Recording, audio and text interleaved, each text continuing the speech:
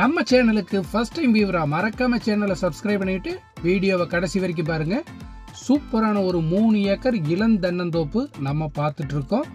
இளந்தென்னந்தோப்புக்கு தார் road facing பார்த்தீங்கன்னா சரிங்களா, 3 பேரும் கூட ஒவ்வொரு ஏக்கராக எடுத்துக்கிற அளவுக்கு இருக்குங்க. கிணத்துல தண்ணி பார்த்துங்க எந்த அளவு இருக்குன்னு. ஸோ இந்த கிணத்துலேருந்து 3 நாள் தண்ணீர் பாத்தியும் நம்மளுக்கு கிடச்சிருக்குங்க.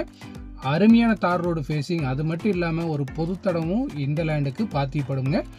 லேண்டுக்குள்ளே போய் லேண்டில் எப்படி காப்பு இருக்குது அப்படிங்கிறத பார்த்துக்கலாம். ஸோ நீங்கள் வீடியோவை கடைசி வரைக்கும் பாருங்கள். இந்த லேண்டை பொறுத்தளவு மிஸ் பண்ணவே பண்ணாதீங்க. இப்போ தான் காப்பு ஸ்டார்ட் ஆகிருக்கு. நம்ம சேனலுக்கு இந்த தோப்பு பார்த்தீங்கன்னா சீக்கிரமாக சேல் ஆயிரும். சரிங்களா, உங்களுக்கு பிடிச்சிருந்துச்சுன்னா சீக்கிரமாக வந்து புக் பண்ணிக்கோங்க.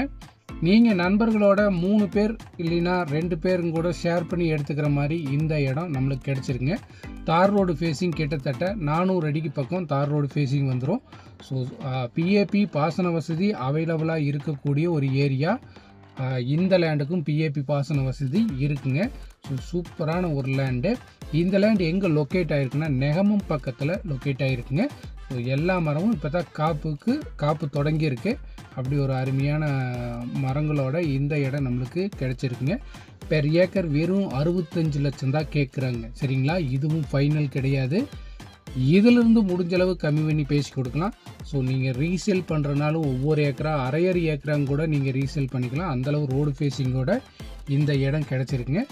தார் ரோடு ஃபேஸிங் பார்த்துங்க ரொம்ப அருமையாக இருக்கும். இது போக நம்ம சேனலில் நேற்றுக்கு ஒரு வீடியோ கொடுத்துருந்தோம்.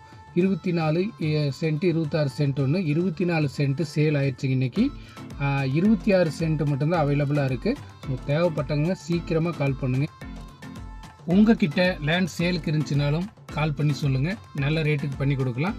ஆனால் ரேட் சொல்லும்போது ரீசனபுளாக சொல்லணும். மார்க்கெட் ப்ரைஸ்லேருந்து எச்சா சொல்லாதீங்க. கரெக்டான ரேட் சொன்னால் சீக்கிரமாக முடிச்சு கொடுக்கலாம். தேங்க்ஸ் ஃபார் வாட்சிங்.